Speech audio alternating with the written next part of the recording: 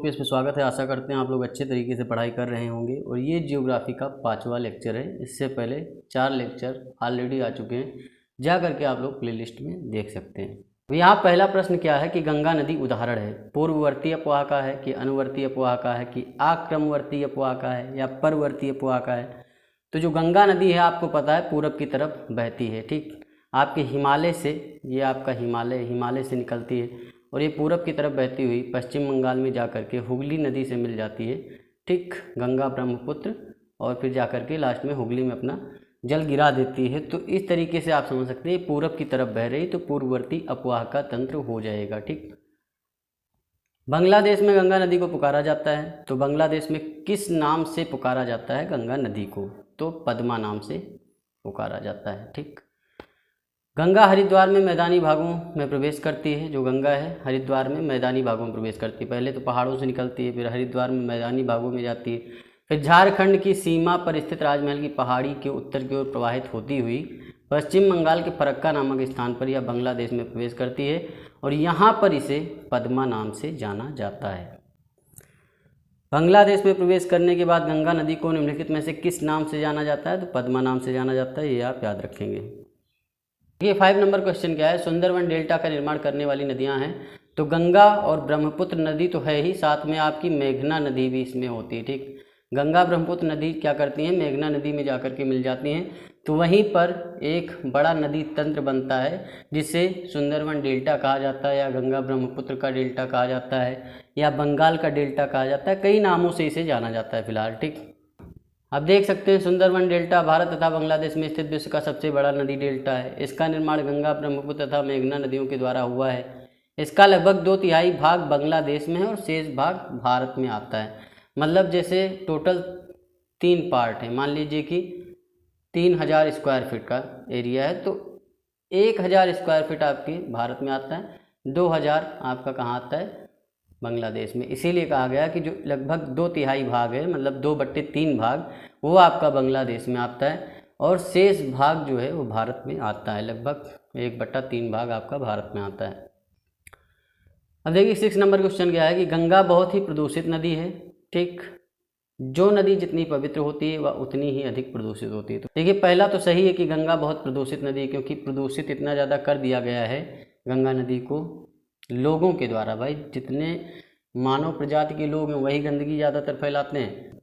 एक हिसाब से देखा जाए तो पशु पक्षी तो पर्यावरण में साफ सफाई का काम करते हैं, लेकिन जो मानव है और उस मानव के अंदर एक दानव बैठा है, ठीक। मतलब मानव में भी बहुत सारे दानव होते हैं, तो वो लोग प्रदूषण फैलाते हैं, आपके नदी को प्रदूषित करते हैं। तो गंगा बहुत प्रदूषित नदी, ये बात सही है, लेकिन जो नदी जितनी पवित्र होती है वह उतनी ही अधिक प्रदूषित होती है, तो गलत बात है। ये तो अपोजिट वाली बात हो गई। भाई नदी तो बह रही, नदी थोड़े कहती कि मैं पवित्र हूँ तो मैं प्रदूषित हूँ, ऐसा नहीं है। आप ही लोग, मतलब आदमी लोग ही डालते हैं उसमें कूड़ा करकट, ठीक, या फिर कारखानों से बहुत ज़्यादा प्रदूषण जाता है, तो ये गलत हो जाएगा। ए सही, आर आपका गलत है, तो सी आपका राइट आंसर हो जाएगा बस।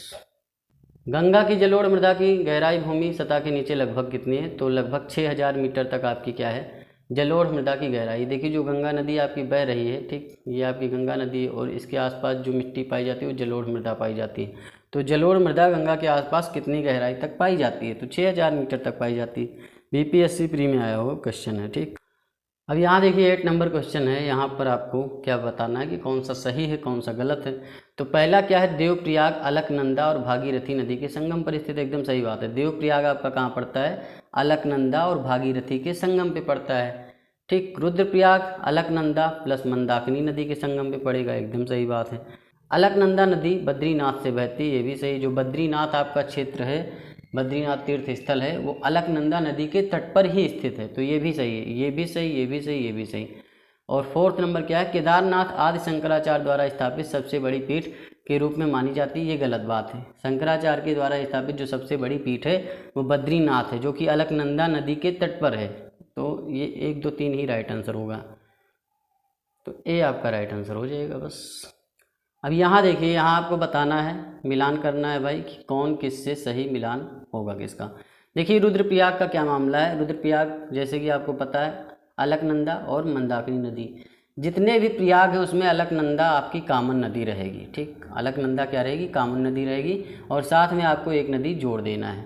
तो रुद्रप्रयाग, अलकनंदा और मंदाकिनी नदी, मतलब रुद्रप्रयाग मंदाकिनी नदी से रिलेटेड समझ लीजिए, अलकनंदा तो आपको प्रयाग में जोड़ना ही है, ठीक।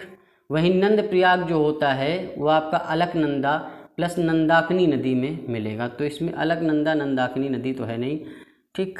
तो देखते हैं, कर्णप्रयाग आपका अलकनंदा प्लस पिंडर नदी, तो ये आपका तीसरा हो जाएगा। देवप्रयाग आपको पता है शुरू से कि अलकनंदा के साथ भागीरथी नदी जो होती है उसका संगम होता है, तो देवप्रयाग बनता है। तो इसमें जो नंद प्रयाग है इसमें विष्णु गंगा प्लस मंदाकिनी नदी दे रखा है, तो ये गलत हो जाएगा, क्योंकि अलकनंदा प्लस नंदाकिनी नदी का संगम ही आपका नंद प्रयाग बनता है। लेकिन अगर इसमें इसको मिला दिया जाए, वैसे मिलाना नहीं चाहिए, तो फिर आपका राइट आंसर क्या हो जाएगा, ए का दूसरा हो जाएगा और बी का चौथा हो जाएगा, ठीक। ए का दूसरा, बी का चौथा, बी राइट आंसर हो जाएगा। लेकिन ये डिस्प्यूटेबल क्वेश्चन है, आप यहाँ भी देख सकते हैं।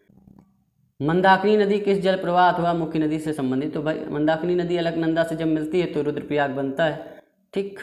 तो ए राइट आंसर हो जाएगा। आप देख सकते हैं मंदाकिनी नदी चौराबाड़ी ताल से निकलती है, यह सोनप्रयाग में काली गंगा से मिलती हुई आगे बढ़ती है, सोनप्रयाग में काली गंगा से मिलती हुई आगे बढ़ती है और बद्रीनाथ के दक्षिण में रुद्रप्रयाग नामक स्थान पर अलकनंदा से मिल जाती है। पूर्वी धौली गंगा किसकी सहायक नदी है, तो पूर्वी धौली गंगा आपकी काली नदी की सहायक नदी है, ये भी आप याद रखना, ठीक। पूर्वी धौली गंगा नदी काली नदी की सहायक नदी है। काली नदी लिपुलेख दर्रे के पास काला पानी से निकलती है और इसकी प्रमुख सहायक नदियां हैं गौरी है, कुथुजंगथी है, सरजू, लोहावती, लधिया, ये सब इसकी सहायक नदी हैं। निम्नलिखित स्थानों में से कहाँ पर भागीरथी और अलकनंदा नदियाँ मिलती हैं, तो कहाँ मिलती हैं, भागीरथी अलकनंदा देवप्रयाग में मिलता है, बस। निम्न में से किस स्थान पर अलकनंदा तथा भागीरथी का संगम होता है, तो देवप्रयाग में होता है, पता होना चाहिए भाई आपको। निम्नलिखित नगरों में अलकनंदा तथा भागीरथी कहाँ मिलकर गंगा नदी बनाते हैं, तो देवप्रयाग में, ठीक। देवप्रयाग में ही गंगा नदी बनती है। उस नदी का नाम बताइए जो केदारनाथ से रुद्रप्रयाग के मध्य बहती है, तो केदारनाथ से और रुद्रप्रयाग के बीच जो बहती है वो मंदाकिनी नदी बहती है। आपको पता होगा मंदाकिनी और अलकनंदा मिलके, मंदाकिनी और अलकनंदा रुद्रप्रयाग में मिलती भी है, ठीक। निम्नलिखित में से किस नदी के तट पर बद्रीनाथ का प्रसिद्ध मंदिर स्थित है, तो बद्रीनाथ जो स्थित है वो आपकी अलकनंदा नदी के तट पर स्थित है। भारत की सबसे बड़ी वाह नदी कौन सी है, तो भाई गंगा नदी है, 2525 किलोमीटर इसकी लंबाई है, तो सबसे बड़ी वाह नदी यही हो जाएगी। वहीं गोदावरी की देखेंगे तो 1465 किलोमीटर है, ठीक। और ये नर्मदा नदी आपकी 1312 किलोमीटर है। महानदी लगभग 851 किलोमीटर है। भारत की सबसे लंबी नदी कौन सी है, तो गंगा नदी है, ठीक। भागीरथी नदी निकलती है, कहाँ से निकलती है भाई, भागीरथी नदी गौमुख से निकलती है। भागीरथी गंगोत्री से लगभग 18 किलोमीटर दूर शिवलिंग शिखर के नीचे गंगोत्री हिमनद के गोमुख से निकलती है। गंगा नदी की एकमात्र सहायक नदी जिसका उद्गम मैदान में है, मतलब जो गंगा नदी की एक सहायक नदी ऐसी है जिसका उद्गम मैदान से है, तो गोमती है। फुलहर झील से निकलती है। पीलीभीत, आपका पीलीभीत कहाँ पड़ता है, यूपी में पड़ता है, ये याद रखना। तो एकमात्र ऐसी नदी है जो कि आपके मैदान से निकलती है। अब देखिए 21 नंबर क्वेश्चन क्या है कि दिल्ली और आगरा के मध्य वर्ष के अधिकांश समय में यमुना नदी मृत हो जाती है। एकदम सही बात है, ज़्यादातर जो आपका मध्य वर्ष का टाइम होता है उसमें यमुना नदी मृत ही पाई जाती है, मतलब उसमें पानी वानी कुछ नहीं होता है, और जो भी होता है उसमें अपना कूड़ा करकट सब डाले होते हैं, एकदम ताल तलैया की तरह बना देते हैं, गटर की तरह बना देते हैं, इतना आप समझ सकते हैं। जब आप आगरा के उधर पहुँचेंगे दिल्ली में, आगरा से ही स्टार्ट हो जाता है सब सिस्टम, तो ये हाल मिलेगा यमुना नदी का। यमुना असतत वाहिनी नदी, बिल्कुल गलत बात है भाई। जितनी भी हिमालय से नदियाँ निकलती हैं सब सतत वाहिनी है, ठीक। वो चाहे गंगा हो, चाहे आपका यमुना नदी हो, जितनी भी नदियाँ हैं वो आपकी सतत वाहिनी है। निम्नलिखित नदियों में से कौन एक यमुना की सहायक नदी नहीं है, तो भाई बेतवा नदी क्या है, आपकी यमुना की सहायक है। चंबल, सिंध, बेतवा, केन, रामगंगा आपकी गंगा की सहायक नदी है। यमुना नदी का उद्गम स्थान कहाँ से है, तो बंदरपोट चोटी से निकलती है, ठीक, यमुनोत्री हिमनद से। यमुना नदी की निम्नलिखित सहायक नदियों पर विचार कीजिए और उन्हें पश्चिम से पूरब की ओर व्यवस्थित कीजिए। मतलब पश्चिम से पूरब समझते हैं, ये आपका पश्चिम है और इधर पूरब, तो पश्चिम से पूरब कौन सी नदियाँ जो हैं उनसे मिलती हैं, तो सबसे पहले आपकी चंबल मिलती है, फिर सिंध, फिर बेतवा, फिर केन। तो चंबल, सिंध, बेतवा, केन हो जाएगा 4 3 1 2, 4 3 1 2 राइट आंसर हो जाएगा। ये आप देख सकते हैं यूपीपीसीएस प्री में आया हुआ प्रश्न है। यमुना नदी की सहायक नदियाँ पश्चिम से पूर्व की ओर क्रम में इस प्रकार हैं, जैसे चंबल, सिंध, बेतवा, केन। चंबल नदी मध्य प्रदेश के महू के निकट से निकलती है और यह नदी राजस्थान के सवाई माधोपुर और धौलपुर में होती हुई अंत में यमुना में मिल जाती है। निम्न में से कौन सी नदी यमुना नदी से नहीं मिलती है, ये आपको बताना है भाई। केन मिलती है, बेतवा मिलती है, चंबल, सिंध, बेतवा, केन आपको पता है, ऐसे याद कर सकते हैं, मतलब शायरी टाइप में। सोन नदी क्या होती है, ये आपकी गंगा से मिलती है और ये पटना में जाके मिलती है, ये भी याद रखना। निम्नलिखित में से कौन सी नदी चंबल में नहीं मिलती है, तो चंबल में आपको पता है, ऐसे आप याद करें तो भाई चंबल, सिंध, बेतवा, केन, ये चारों नदियाँ यमुना की सहायक नदी है। तो बेतवा देखिए यहाँ पे है, तो मतलब बेतवा ही नहीं मिलेगी। क्षिप्रा है, काली सिंध है और पार्वती नदी, ये आपकी चंबल की ही सहायक नदियाँ हैं। तो सी आपका राइट आंसर हो जाएगा, क्योंकि बेतवा नदी जो है वो आपकी यमुना की सहायक नदी है। मध्य प्रदेश के विंध्य पर्वत श्रृंखला से समुद्र तल से 576 मीटर की ऊंचाई से रायसेन जिले से निकलती है और यह उत्तर प्रदेश के हमीरपुर जिले में जा करके यमुना नदी से मिल जाती है। अब बेतवा नदी कहाँ से निकलती है, विंध्यन पहाड़ियों से निकलती है, रायसेन जिला, ठीक याद रखिएगा। बेतवा नदी मिलती है कहाँ मिलती है भाई, यमुना से मिलती है, वो भी आपके हमीरपुर जिले उत्तर प्रदेश में। इनमें गंगा की कौन सी सहायक नदी उत्तर वाहिनी है, मतलब उत्तर की तरफ जाकर के मिलती है, तो सोन नदी है। सोन नदी अमरकंटक पहाड़ी से निकलती है, आपकी नर्मदा, सोन नदियाँ जो हैं अमरकंटक के पहाड़ी से निकलती हैं और सोन नदी उत्तर की ओर बहती हुई जाकर के पटना में आपके गंगा नदी से मिल जाती है, ये पटना वाले क्षेत्र में याद रखिएगा। निम्नलिखित में से कौन सी नदी गंगा नदी में बाएं से नहीं मिलती है, मतलब दाएं से मिलती है, कहने का मतलब ये है।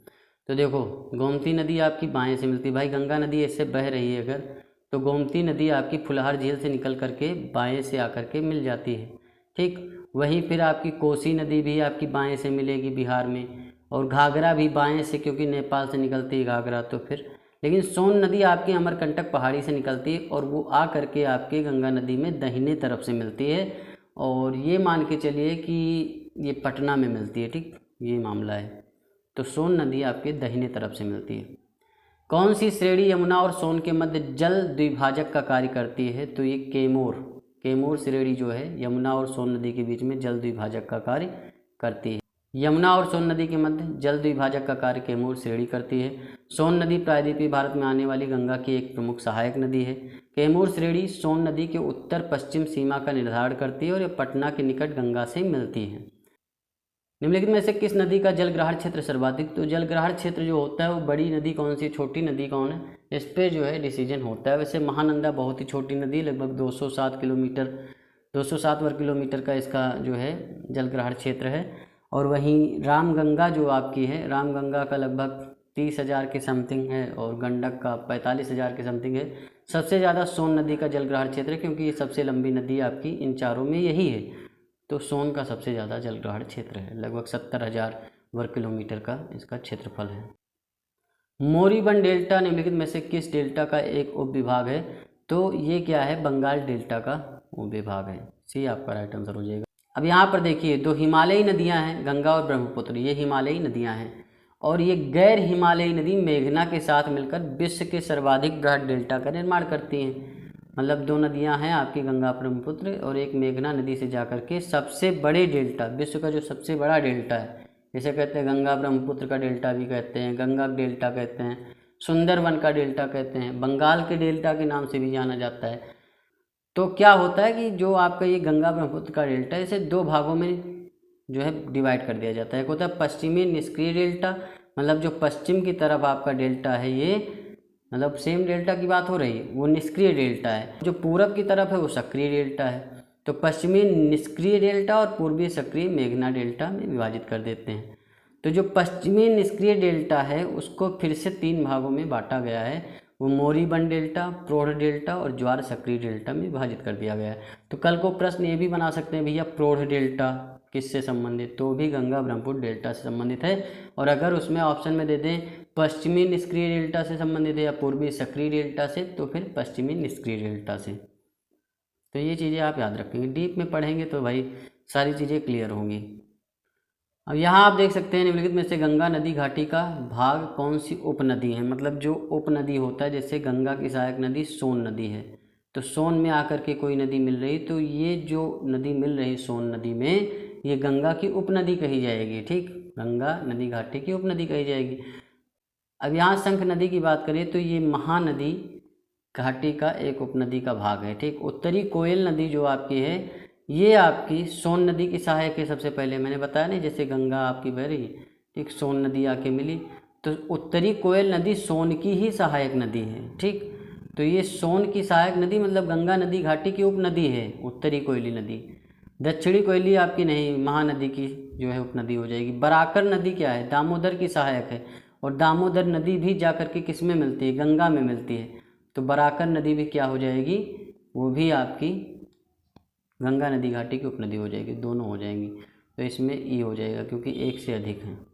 बिहार राज्य में गंगा के किनारे स्थित जिलों की संख्या तो टोटल 12 जिले हैं। ठीक, बिहार राज्य में गंगा नदी के किनारे आप देख सकते हैं सारे ज़िले। वैसे पीसीएस में इतना डीपली नहीं पूछेंगे, बिहार पीसीएस के लिए इम्पोर्टेंट हो जाएगा। बिहार के किस ज़िले में गंगा नदी सबसे लंबी है, तो पटना में सबसे लंबी है। देख सकते हैं पटना में 99 किलोमीटर इसकी लंबाई है। वहीं दूसरे स्थान पे भागलपुर है, भागलपुर में 97 किलोमीटर की लंबाई है। देखिए 37 नंबर क्वेश्चन क्या है कि यूपी पीसीएस 2021 में आया है, और इसमें पूछा गया है कि ऐसी कौन सी नदी है जो भारतीय गंगा नदी बेसिन का हिस्सा नहीं है। तो भाई पुनपुन नदी, अजय नदी, जलांगी नदी, ये आपके गंगा नदी बेसिन के ही हिस्से में आते हैं, लेकिन जोग नदी जो है वो महानदी बेसिन में आता है। तो डी आपका राइट आंसर हो जाएगा। ठीक, अब यहाँ पूरा डिटेल में देख सकते हैं आप। जोग नदी महानदी बेसिन का हिस्सा है, जो कि महानदी की सहायक नदी है, जो भारत के उड़ीसा एवं छत्तीसगढ़ राज्यों से होकर प्रवाहित होती है। पुनपुन, अजय, जलांगी नदी गंगा नदी बेसिन का हिस्सा है। पुनपुन नदी का प्रवाह झारखंड बिहार में है, अजय नदी का प्रवाह झारखंड एवं पश्चिम बंगाल में है, और जलांगी नदी पश्चिम बंगाल में बहती है। निम्नलिखित में से कौन सी नदी उत्तर प्रदेश राज्य से प्रवाहित नहीं होती है, तो भाई गंडक नदी जो है वो आपके उत्तर प्रदेश राज्य से प्रवाहित नहीं होती है। सोन नदी होती है, हिंडन होती है, शारदा होती है, लेकिन गंडक नहीं होती है। अब गंडक नदी क्यों आपके यूपी में नहीं बहती, इसका कारण भी देख लीजिए भाई। ये नेपाल से निकलती है नदी, गंडक नदी, और निकल करके बिहार में प्रवेश करती है, और फिर सोनपुर पटना के निकट गंगा से मिल जाती है। सोन, हिंडन, शारदा नदी तो आपके उत्तर प्रदेश में प्रवाहित होती है। तिब्बत में उत्पत्ति पाने वाली ब्रह्मपुत्र, इरावदी, मेकांग नदियां अपने ऊपरी पाटों में संकीर्ण और समांतर पर्वत श्रेणियों से होकर प्रवाहित होती हैं। इन नदियों में ब्रह्मपुत्र भारत में प्रविष्ट होने से ठीक पहले अपने प्रवाह में एक यू टर्न लेती है। यह यू टर्न क्यों बनता है, इसका कारण आपको बताना है। तो इसका कारण है भूवैज्ञानिक तरुण हिमालय के अक्ष संघीय नमन के कारण, बी राइट आंसर हो जाएगा। तिब्बत में उत्पत्ति पाने वाली ब्रह्मपुत्र, इरावदी और मेकांग नदियां अपने ऊपरी पाटों में संकीर्ण और समानांतर पर्वत श्रेणियों से होकर प्रवाहित होती हैं। ब्रह्मपुत्र नदी भारत में प्रवेश से पूर्व एक यू टर्न लेती है, मतलब ऐसे घूमी हुई, जैसे आपका ये हिमाचल प्रदेश है तो ऐसे घूम गई, सोचिए ऐसे। ठीक, तो ये जो आपका यू टर्न है ये भूवैज्ञानिक तरुण हिमालय के अक्ष संघीय नमन के कारण है। अक्ष संघीय नमन है उसका मतलब जो आपका हिमालय है वो भी इसी तरीके से घूमा है। आप देखते हैं ना म्यांमार वगैरह सब, आपका मेघालय वाला जो क्षेत्र है वो भी वहाँ आता है, मिजोरम वाला भी सब आते हैं। ठीक, भारत में यरलुंग जंगबो नदी को किस नाम से जाना जाता है, तो ब्रह्मपुत्र नाम से जाना जाता है। तिब्बत में मानसरोवर झील के पास जिस नदी का स्रोत है वह क्या है, ब्रह्मपुत्र है, सतलज है, सिंधु है, डी आपका राइट आंसर हो जाएगा। निम्नलिखित नदियों पर विचार करिए और बराक, लोहित, सुबनसिरी उपयुक्त में से कौन सी अरुणाचल प्रदेश से होकर बहती है, तो भैया लोहित और सुबनसिरी नदी आपके अरुणाचल प्रदेश से होकर बहती, बी राइट आंसर हो जाएगा। वहीं जो बराक नदी है वो मणिपुर पहाड़ी से निकल करके मणिपुर, मिजोरम, असम से बहती हुई बांग्लादेश में प्रवेश कर जाती है। मतलब ये बराक नदी 3 राज्यों में बहती है, मणिपुर, मिजोरम और असम। मानस नदी किस नदी की उपनदी है, तो मानस नदी जो है वो ब्रह्मपुत्र की उपनदी है। ब्रह्मपुत्र नदी तिब्बत में किस नाम से जानी जाती है, तो सांगपो नाम से जानी जाती है। यरलुंग जंगबो नाम से भी जानी जाती है, ये भी याद रखना। ब्रह्मपुत्र नदी का बहाव क्षेत्र क्या है, मतलब कहाँ कहाँ बहती है, तो भाई ब्रह्मपुत्र नदी जो है वो आपके तिब्बत से बहती है, साथ में बांग्लादेश और भारत से भी बहती है। ठीक, चीन कहीं नहीं होगा, चीन जहाँ होगा काट दो, क्योंकि भाई तिब्बत एक अलग देश था, उसे भारत अलग देश अब भी मानता है। ठीक, भारत पाकिस्तान तो जाती ही नहीं ब्रह्मपुत्र नदी, ये तो पता ही आपको, और भूटान भी नहीं जाती है, तो नेपाल भी नहीं जाती है, तो ये आप समझ सकते हैं, ए राइट आंसर हो जाएगा। जहाँ आपको थोड़ा दिक्कत हो ना, एलिमिनेशन मेथड लगाइए तुरंत। निम्नलिखित में कौन सी ब्रह्मपुत्र की सहायक नदी है, ये आपको बताना है। तो भैया इसमें बता दीजिए क्या दिक्कत है। दिबांग है, कामेंग है, लोहित है, ये आपकी सारी जो है ब्रह्मपुत्र की सहायक नदी है। अब यहाँ आप देख सकते हैं दिबांग नदी जो है अरुणाचल प्रदेश के लोअर दिबांग घाटी जिले में प्रवाहित होती है और ब्रह्मपुत्र की प्रमुख नदी है। कामेंग भी अरुणाचल प्रदेश के तवांग जिले में पूर्वी हिमालय पहाड़ी से निकलती है और ये कामेंग नाम से तथा असम में जिया भरेली नाम से जानी जाती है और यह भी ब्रह्मपुत्र की प्रमुख सहायक नदियों में गिनी जाती है। लोहित पूर्वी तिब्बत में जयालचू पर्वत श्रेणी से उद्गमित होती है और ब्रह्मपुत्र की एक सहायक नदी है। उग्र एवं अनियंत्रित होने के कारण इस नदी को खून की नदी के नाम से भी जाना जाता है। देखिए एक चीज़ आपको मिल गया, खून की नदी किसे कहते हैं भैया, लोहित नदी को कहते हैं। तो याद रखना, बहुत इंपॉर्टेंट प्रश्न हो जाता है, कभी भी बना सकते हैं। अब देखिए 9 नंबर प्रश्न क्या है। देखिए इसमें क्या है, तिस्ता नदी के बारे में बता दिया गया है और तिस्ता नदी के बारे में बताने के बाद 3 ऑप्शन दे दिए गए कि अब भैया बताओ इसमें क्या सिस्टम है। देखिए तिस्ता नदी का उद्गम वही है जो ब्रह्मपुत्र का है, लेकिन यह सिक्किम से होकर बहती है। गलत बात। तिस्ता नदी का जो उद्गम है वो नहीं है जो ब्रह्मपुत्र का उद्गम है, क्योंकि ब्रह्मपुत्र तो तिब्बत के मानसरोवर झील से निकलती है, लेकिन तिस्ता नदी जो है वो आपके सिक्किम में ही निकलती है। तो ये गलत हो जाएगा। रंगित नदी की उत्पत्ति सिक्किम में होती है और यह तिस्ता नदी की सहायक नदी, ये एकदम सही बात है। जो रंगित नदी है वो आपकी तिस्ता की सहायक नदी है और ये जो है आपके सिक्किम में बहती है, ठीक, सिक्किम से ही निकलती है। तिस्ता नदी भारत बांग्लादेश की सीमा पर बंगाल की खाड़ी में जाकर मिलती है, ऐसा गलत बात है, ठीक। ये ब्रह्मपुत्र से मिलती है, तो 2 ही आपका राइट आंसर हो जाएगा, बी राइट आंसर है बस। अब यहाँ आप देख सकते हैं तिस्ता नदी का उद्गम सिक्किम स्थित खांगचुंग छो हिमनदीय झील से छोम्बो छू नदी के रूप में, मतलब इसका जो स्टार्टिंग नेम होता है छोम्बो छू होता है, 5280 मीटर की ऊंचाई से होती है। ब्रह्मपुत्र नदी का उद्गम स्थल पश्चिमी तिब्बत में आंगसी हिमनद से होता है, मतलब आंगसी हिमनद और कह लो कि मानसरोवर झील से होता है, ठीक। और रंगित नदी का उद्गम सिक्किम में होता है। नदी तिस्ता की सहायक नदी है। तिस्ता नदी ब्रह्मपुत्र की सहायक नदी है। तिस्ता नदी भारत के सिक्किम और पश्चिम बंगाल से होती बांग्लादेश में ब्रह्मपुत्र नदी से मिलती है और बंगाल की खाड़ी में गिरती है। तो पहले ये आपकी जाकर के ब्रह्मपुत्र से मिलती है। निम्नलिखित नदियों में से किनके स्रोत बिंदु लगभग एक ही हैं, मतलब एक जगह से ही निकलती है, तो ब्रह्मपुत्र और सिंधु। यहाँ आप देख सकते हैं 11 नंबर क्वेश्चन है, बहुत ही इंपॉर्टेंट प्रश्न है, बन जाता है आप सभी लोगों के लिए। देखिए तिस्ता नदी पहले गंगा की सहायक नदी थी, आजकल वह ब्रह्मपुत्र की सहायक नदी, एकदम सही बात है। नदी या पहाड़ हिमालय की नदियों का एक प्रमुख गुण है और यही कारण है, मतलब आर ही कारण सही है। किस लिए भाई, तिस्ता नदी जो थी वो पहले क्या था कि भाई सिक्किम से निकली, ये आपका प्यारा सा सिक्किम है, ये आपकी गंगा नदी बह रही है, तो ये आपकी क्या कहती थी कि इधर बहती थी और आकर के आपके कहाँ मिल जाती थी, गंगा नदी, मतलब पश्चिम की ओर प्रवाहित होती थी तिस्ता नदी। तिस्ता नदी पश्चिम की ओर प्रवाहित होती थी। वहीं आपकी ये आती है, मान लीजिए ब्रह्मपुत्र नदी इस तरीके से आ रही है, ठीक।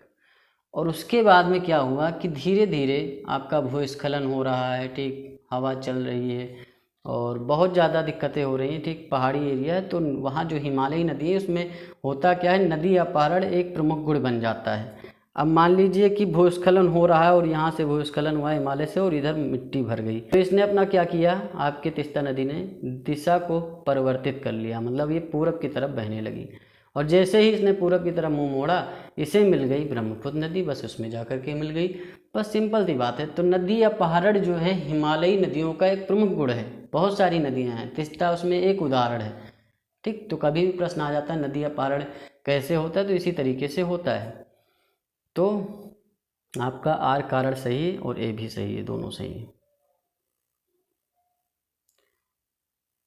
ये आर ए की सही व्याख्या करता है, ए सही है।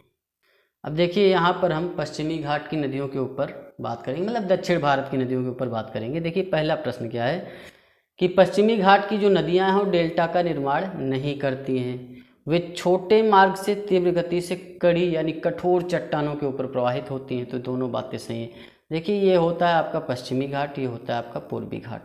तो जो पूर्वी घाट की नदियाँ हैं वो चाहे गोदावरी हो, कावेरी हो, महानदी हो, ठीक, वेगई हो, जितनी भी नदियां हैं, कृष्णा हो, तो ये सारी नदियां डेल्टा बनाती हैं। जो भी पूर्वी घाट, भाई आपका देखा जाए तो गंगा ब्रह्मपुत्र नदी का डेल्टा भी पूर्वी घाट पे ही बन रहा है, तो वो भी पूर्वी घाट में है। तो पूर्वी घाट में जितनी नदियाँ गिरती हैं आपके बंगाल की खाड़ी में वो डेल्टा बनाती हैं, लेकिन जो पश्चिमी घाट में आपकी नदियाँ गिरती हैं, चाहे आपकी नर्मदा हो, ताप्ती हो, ठीक, और मांडवी नदी है वो भी गिरती है, तो ये सारी नदियाँ जो हैं डेल्टा का निर्माण नहीं करती हैं, ये एस्चुअरी का निर्माण करते हैं, क्योंकि यहाँ कठोर चट्टान होती हैं और ये भ्रंश की कगार से ऊपर गिरती हैं ऐसे, तो यहाँ डेल्टा का निर्माण नहीं होता है। तो ये आप समझ सकते हैं। तो आर कारण भी सही, ए भी सही है, ए आपका सही हो जाएगा, ए आर दोनों सही, आर ए की सही व्याख्या भी करता है। अब देखिए दूसरा प्रश्न क्या है कि प्रायद्वीपीय भारत की सभी प्रमुख नदियाँ बंगाल की खाड़ी में गिरती हैं। भाई ज़्यादातर नदियाँ बंगाल की खाड़ी में ही गिरती हैं, चाहे वो महानदी हो, चाहे कृष्णा हो, गोदावरी हो, कावेरी हो, वेगई हो, ये सारी नदियाँ आपकी कहाँ गिरती हैं भाई? बंगाल की खाड़ी में। ब्रह्मपुत्र नदी, गंगा नदी का अपवातेंद्र, ब्रह्मपुत्र, गंगा सब जो है अपना जल डायरेक्टली या इनडायरेक्टली कहाँ गिराती हैं? बंगाल की खाड़ी में। और गंगा ब्रह्मपुत्र तो मान लीजिए कि उत्तर भारत की नदियाँ हो गई, लेकिन प्रायद्वीपीय भारत की नदियाँ आपकी ये सब हैं। और वहीं नर्मदा और तापी नदियाँ विभ्रंश घाटी से होकर बहती हैं।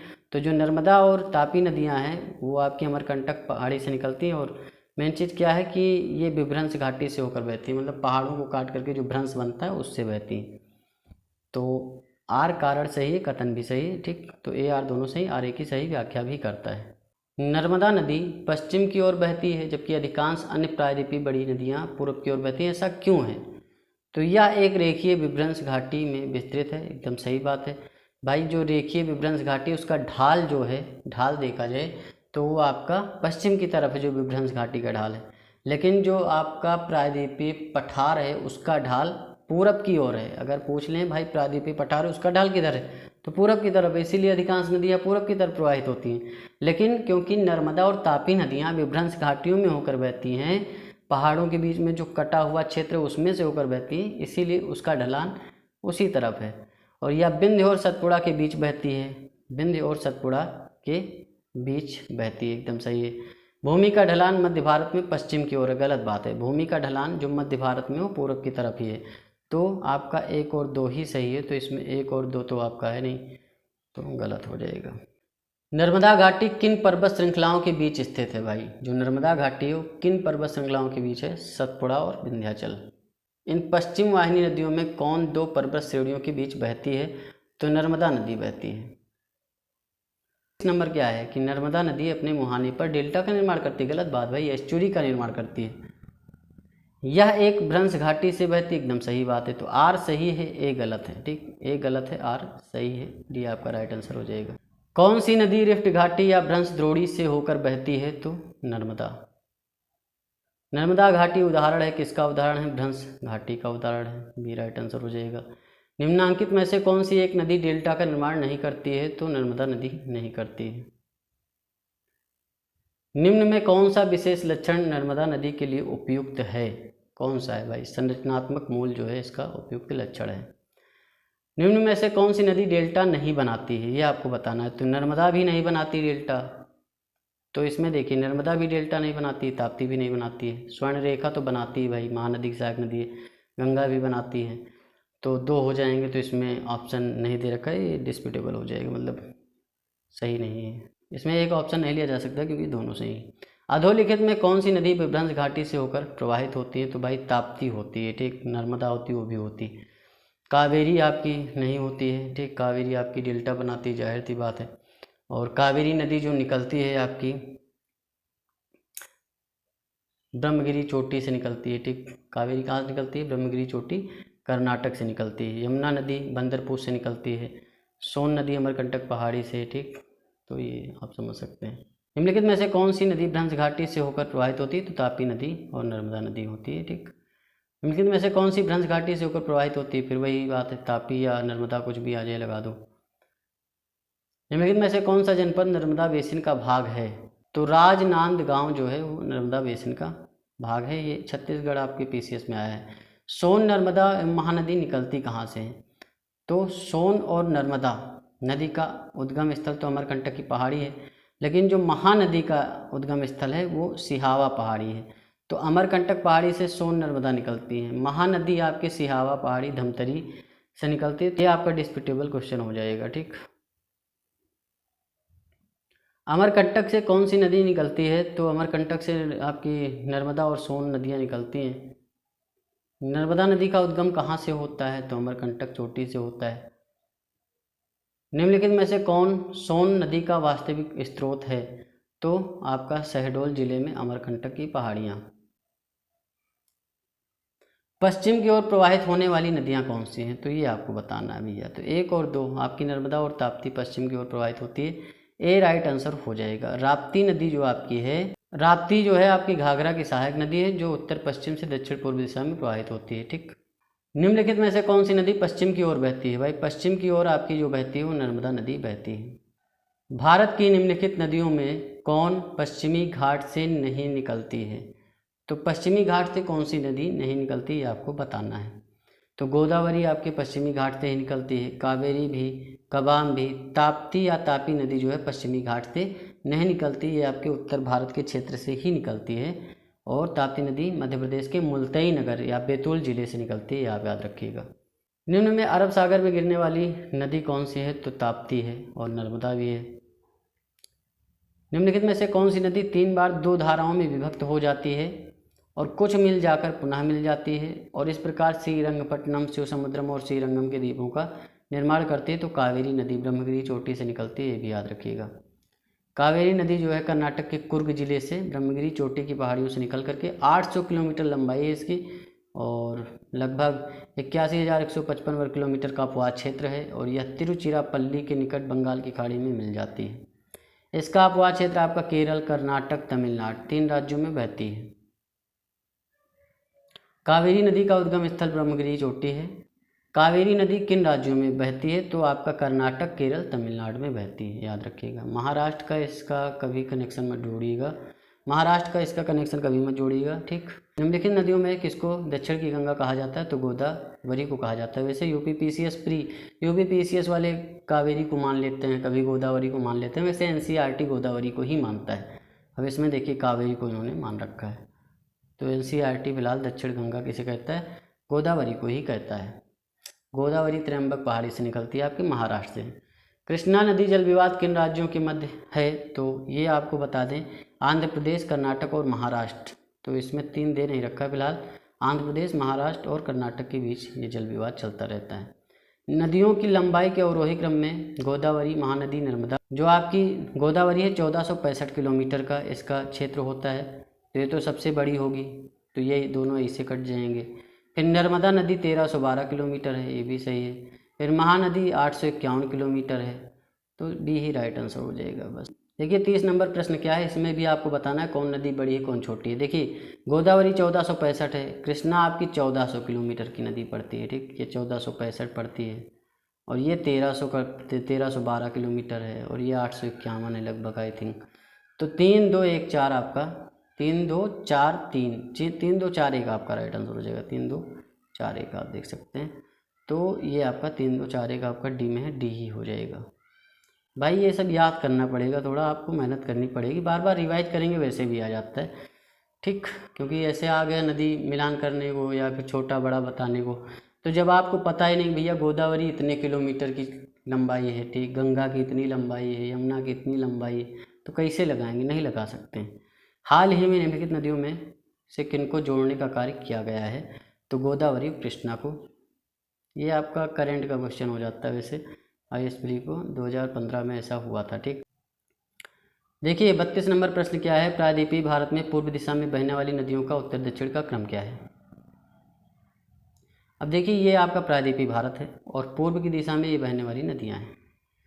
तो जो आपकी स्वर्ण रेखा नदी है सबसे पहले हो जाएगी, फिर महानदी, फिर गोदावरी बहती है भाई त्र्यंबक पहाड़ी से निकलती है, फिर कृष्णा नदी का डेल्टा बनता है, फिर पेन्नार नदी आती है, फिर कावेरी आती है, फिर वेगई आती है। तो आपका ए राइट आंसर हो जाएगा। ये सीरियल आपको याद करना पड़ेगा भैया, लगातार रिवाइज करेंगे, लगातार रिवीजन करेंगे तो सारी चीज़ें क्लियर हो जाएंगी। 33 नंबर प्रश्न क्या है, दक्षिण भारत की नदियाँ प्रमुख रूप से निम्न में से कौन सा अपवाद तंत्र रखती हैं? तो वृक्षनुमा रखती हैं। एक नदी ऐसे बह रही है, उसके बाद उसमें से एक नदी ऐसे आती है, फिर उसमें आके एक नदी मिल जाती है, फिर उसमें भी बहुत सारी नदियाँ मिल जाती हैं, फिर इधर आकर के एक नदी मिलती है, इसमें भी बहुत सारी नदियाँ मिल जाती हैं, इधर से एक नदी मिलती है, फिर इसमें बहुत सारी नदियाँ। तो ये पूरा वृक्षनुमा है, ठीक, वृक्षनुमा नदी अपवाह तंत्र हो जाता है। निम्नलिखित कथनों में से कौन सा एक सही नहीं है, ये आपको बताना है, ठीक। महानदी का उद्भव छत्तीसगढ़ के पठार से होता है, एकदम सही बात है। गोदावरी नदी का उद्भव महाराष्ट्र में त्र्यंबक पहाड़ी से होता है। कावेरी नदी का उद्गम स्थल आंध्र प्रदेश नहीं है, ये कर्नाटक में होता है ब्रह्मगिरी चोटी से, तो सी ही राइट आंसर हो जाएगा। जो नदी शेष अन्य से भिन्न है, अब देखिए दो तरीके, ये क्वेश्चन थोड़ा डिस्प्यूटेबल हो जाता है। जो नदी शेष नदियों से भिन्न है ये आपको बताना है। नर्मदा, ताप्ती, महानदी तो भारत में बहती है, सिंधु आपका भिन्न हो जाएगा। अब यहाँ एक तरीके से और देखा जा सकता है कि नर्मदा, सिंधु और ताप्ती अरब सागर में अपना जल गिराती है, महानदी जो है वो आपका बंगाल की खाड़ी में गिराती है। तो दोनों तरीके से फिलहाल, ठीक। तो एक में आपका आंसर सिंधु आ जाएगा, एक में आपका आंसर आप देखेंगे तो महानदी आ जाएगा, ठीक। तो ये है। निम्नलिखित में से कौन सी नदी एस्चुरी नहीं बनाती है, तो एस्चुरी कौन सी नहीं बनाती भाई? नर्मदा नदी एस्चुरी बनाती, ताप्ती, मांडवी, महानदी नहीं बनाती, डेल्टा बनाती है। निम्नलिखित भारतीय नदियों में से कौन एस्चुरी बनाती है, तो भाई नर्मदा, ताप्ती ये सब बनाती है। कौन सी नदी ओडिशा में अपना डेल्टा बनाती है, तो महानदी बनाती है, बी राइट आंसर हो जाएगा। तेल नदी निम्नलिखित नदियों में से किसकी सहायक नदी है, आपको बताना है। तो तेल नदी महानदी की प्रमुख सहायक नदी है और इसमें दे नहीं रखा, तो ई राइट आंसर हो जाएगा। और ओडिशा राज्य की प्रमुख नदी है। महानदी की अन्य सहायक नदियाँ शिवनाथ है, जोक नदी भी है, हस्तियों, एव, मांड, ये याद कर लीजिए क्योंकि अब अंदर से क्वेश्चन बनते हैं, ठीक। तो ऐसा नहीं कि बाहर से ही बनते रहेंगे। अब यहाँ देखिए कि भारत की निम्नलिखित नदियों के घाटों में किनमें जल का अभाव होता है, तो आपके साबरमती घाट क्योंकि गुजरात में पड़ता है तो वहाँ भी जल का अभाव है। ताप्ती घाट भी, वहाँ भी जल का अभाव है। कृष्णा और कावेरी में बहुत पानी होता है, ठीक, ऐसी बात नहीं। निम्नलिखित में से एक स्थान से भारत की दो महत्वपूर्ण नदियों का उद्गम स्थल होता है, जिनमें एक उत्तर की तरफ प्रवाहित होकर बंगाल की खाड़ी की तरफ प्रवाहित होती है और वहीं दूसरी महत्वपूर्ण नदी जो है अरब सागर में। तो भाई अमरकंटक पहाड़ी से सोन नदी और नर्मदा नदी निकलती है, तो ए राइट आंसर हो जाएगा। सोचने की बात है। अब यहाँ देखिए विचार करना है आपको। केरल में पूर्व की ओर प्रवाहित होने वाली नदियाँ नहीं है, गलत बात है, ये एकदम गलत है भाई। आपकी कावेरी नदी ही कर्नाटक से निकलती है, केरल तमिलनाडु से होकर जाती है, तो पूर्व की तरफ ही तो बह रही भाई। मध्य प्रदेश में पश्चिम की ओर प्रवाहित होने वाली नदियाँ नहीं है, तो ये भी गलत बात है। मध्य प्रदेश में पश्चिम की ओर आपकी नर्मदा नदी ही बहती है, तो इस तरीके से आप समझ सकते हैं। तो दोनों कथन आपके गलत हैं। अब IAS है, PCS है, इसमें थोड़ा आप दिमाग लगाने वाले क्वेश्चन देते हैं भैया, ऐसे नहीं देते हैं। और यहाँ देख भी सकते हैं केरल में पूर्व की ओर प्रवाहित होने वाली नदियाँ आपकी पाम्बार, भवानी, कबानी ये भी हैं। और देखा जाए तो आपकी कावेरी नदी भी बहती है पूर्व की तरफ ही। फिलहाल केरल से नहीं निकलती है, वो निकलती है आपकी कर्नाटक से कावेरी नदी। मध्य प्रदेश में नर्मदा, ताप्ती, माही पूर्व से पश्चिम की ओर प्रवाहित होती है, ठीक। निम्न नदियों में से किसका सर्वाधिक बड़ा जलग्रहण क्षेत्र है, तो गोदावरी का है। कृष्णा 1400 किलोमीटर है, नर्मदा 1312 है, महानदी 851 है। भारत का दूसरा बड़ा नदी बेसिन है, तो गोदावरी बेसिन है। प्रायद्वीपीय भारत में सबसे लंबी नदी कौन सी है, तो गोदावरी है, सी राइट आंसर हो जाएगा। प्रायद्वीपीय भारत की नदियों में कौन सी सबसे लंबी नदी है, तो गोदावरी है। भारत की सबसे लंबी प्रायद्वीपीय नदी कौन सी है, तो गोदावरी है, बी राइट आंसर हो जाएगा। निम्नलिखित नदियों पर विचार करिए, तो विचार करना है। गोदावरी की सहायक नदी इसमें बताना है, तो गोदावरी की सहायक नदी इंद्रावती आपकी है और प्राणहिता है, ये गोदावरी की आपकी सहायक नदी है। तो 2 और 3 आपका राइट आंसर हो जाएगा। वहीं देखा जाए जो गोदावरी की सहायक नदियाँ आपकी हैं प्राणहिता, वर्धा, वैनगंगा, मानेर, इंद्रावती, सबरी, मंजीरा, पूर्णा, प्रवरा, मूला, दूधना, ये सब हैं। किस नदी की घाटी गहरी खड्ड भूमि रेवेंस के लिए विख्यात है, तो चंबल। चंबल इस चीज़ के लिए विख्यात है। चंबल नदी मध्य प्रदेश के मालवा पठार में महू के निकट से निकलती है और उत्तरमुखी होकर एक महाखड्ड में बहती हुई राजस्थान में कोटा पहुंचती है, जहां इस पर गांधी सागर बांध भी बनाया गया है। चंबल अपनी उत्खात भूमि वाली भू आकृति के लिए प्रसिद्ध है और जिसे चंबल खड्ड भी कहा जाता है। देखिए 50 नंबर प्रश्न क्या है, निम्नलिखित नदियों पर विचार कीजिए। अब यहाँ बताना है कि कौन सी नदियाँ पूर्वी घाट से निकलती हैं, तो नागावली और वंशधारा पूर्वी घाट से निकलती है, तो 2 और 4 आपका राइट आंसर हो जाएगा, बी। अब यहाँ देख सकते हैं ब्राह्मणी और स्वर्णरेखा नदी का उद्गम रांची के पठार से होता है, जबकि नागावली वंशधारा का उद्गम पूर्वी घाट से होता है। अब यहीं पर विराम लिया जाएगा। इसके बाद जो नेक्स्ट क्लास आएगी उसमें अन्य नदियाँ के साथ में आपका नदियों का चैप्टर क्लोज हो जाएगा। मतलब नदियाँ कंप्लीट हो गई हैं, लेकिन एक चैप्टर बचा है आपका नदियों से, और उसके बाद उसमें अन्य चीज़ें भी हैं आपकी नदियों के किनारे जो शहर स्थित हैं, तो ये सारी चीज़ें भी उसमें कंप्लीट हो जाएंगी, क्योंकि उसमें जो है आपके 50 से 60 क्वेश्चन हैं, तो लेक्चर ज़्यादा लंबा हो जाएगा, आप लोग बोर भी हो जाएंगे। तो उतना बढ़िए जितना आप लोग हजम कर सकते हैं भैया, हजमोला ना खाना पड़े हजम करने के लिए, ऐसे ही हजम हो जाए तो ज़्यादा सही है। तो इसी तरीके से मन लगा के पढ़ाई करते रहिए। चैनल को सब्सक्राइब करिए, वीडियो को लाइक करिए, शेयर करिए। मिलते हैं नेक्स्ट वीडियो में। धन्यवाद, थैंक यू, शुक्रिया।